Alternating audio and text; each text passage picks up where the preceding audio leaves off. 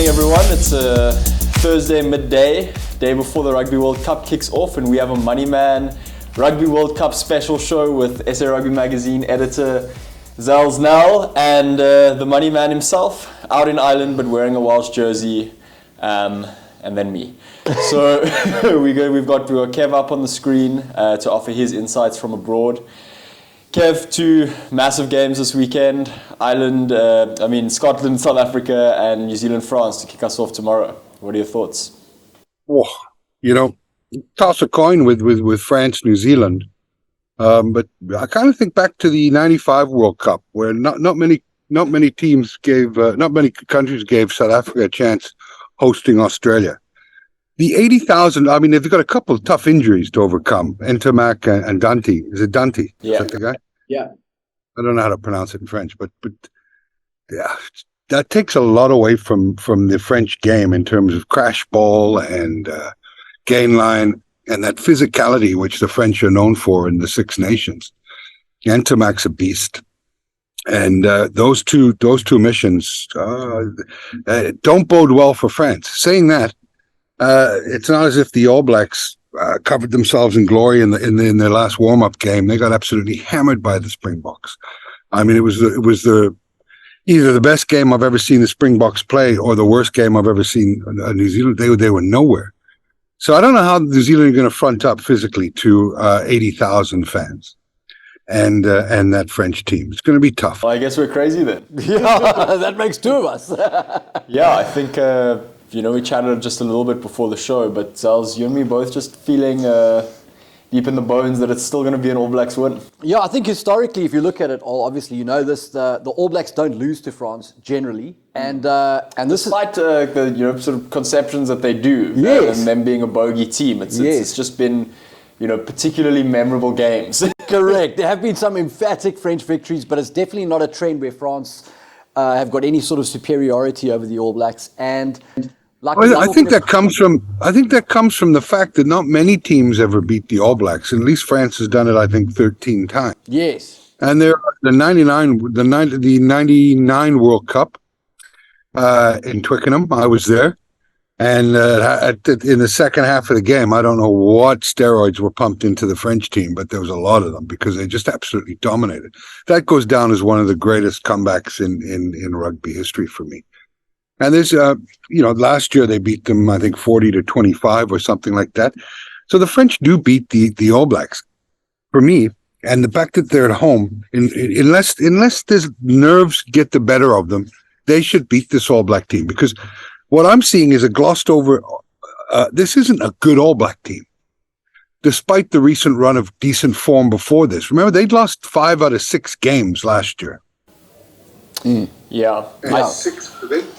Look, for me, Jordie Barrett out, it's quite a big knock to them because I think they really kind of, more by default than design last year, sort of stumbled on something with Barrett at 12. He started on the wing for the All Blacks, played 15, but came through schoolboy ranks playing 12 and under 20s and stuff. And really kind of gave them that solidity. Rico Ioane then kind of came into his role as a number 13. I didn't initially think that was going to work, moving him from the wing to 13.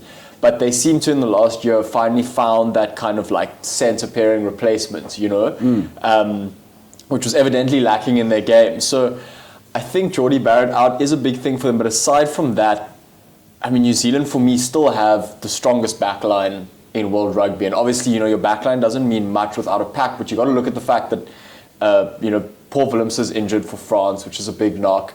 I just think this New Zealand team still has something where there's the quick fire 15 minutes can just score from sort of anywhere, and there's the potential that happens. And I think they're really going to be scraping and scrapping and have this feeling that if they lose to France in the opening game, for them mentally that could be the World Cup shot, you know. Something just tells me that everything points towards not backing New Zealand, but everything about the All Blacks history points towards them actually kind of intervening on that narrative. Yeah, I think a lot of the hype around France has got to do with their success against European teams and then obviously the star power of Antoine Dupont. There's a reputation about the French pack that I haven't seen them deliver consistently on against Southern Hemisphere teams. And to say that the All Blacks are going to follow up the biggest loss in team history, which came with its own sort of anomalies, with a rare loss against France, because losses against France are rare. I don't think the All Blacks are going to blow France away, but I do think that the All Blacks are going to find a way to win this game.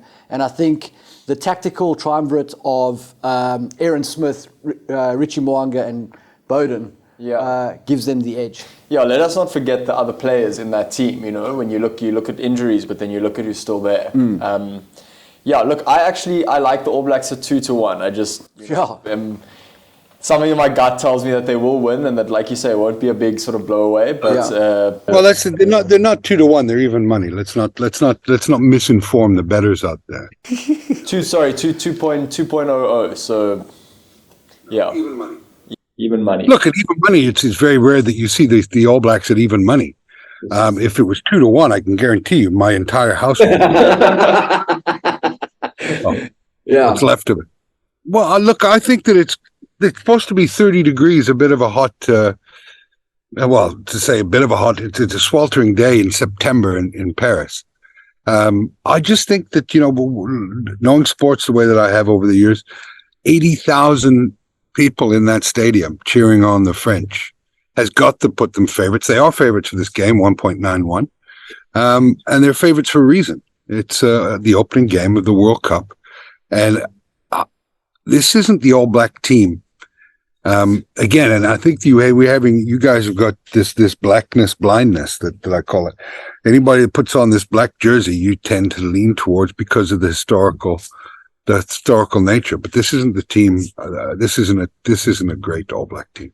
And I've said that for the last 2 years. So I'm not now going to go get on the bandwagon and say, no, it's a great team. It's not.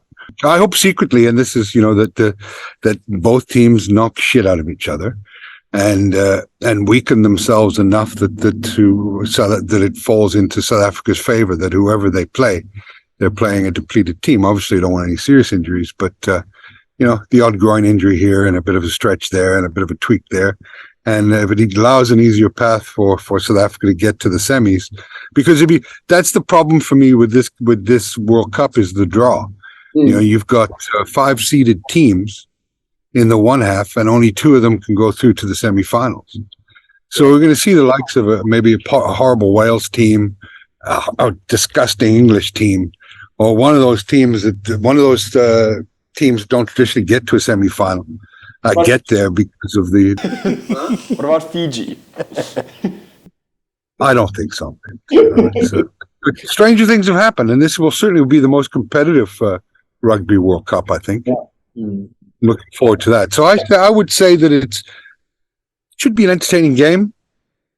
These games that have fine margin never really are high scoring, so I'm expecting a sort of a 25-23 type game, under 50 points, and France to sneak it at the end. Will you be posting some stuff on your Facebook before, if you're looking at an over-under? Obviously, the odds now are limited, on a Thursday, but prior to the game, the markets open up a bit more. So, I think, like you say, an over-under bet. I'll be posting every World Cup bet on my Facebook page, man. Cool. For sure.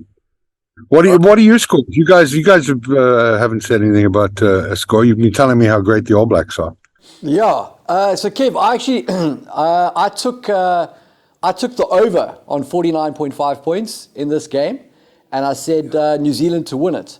Kiss that money goodbye.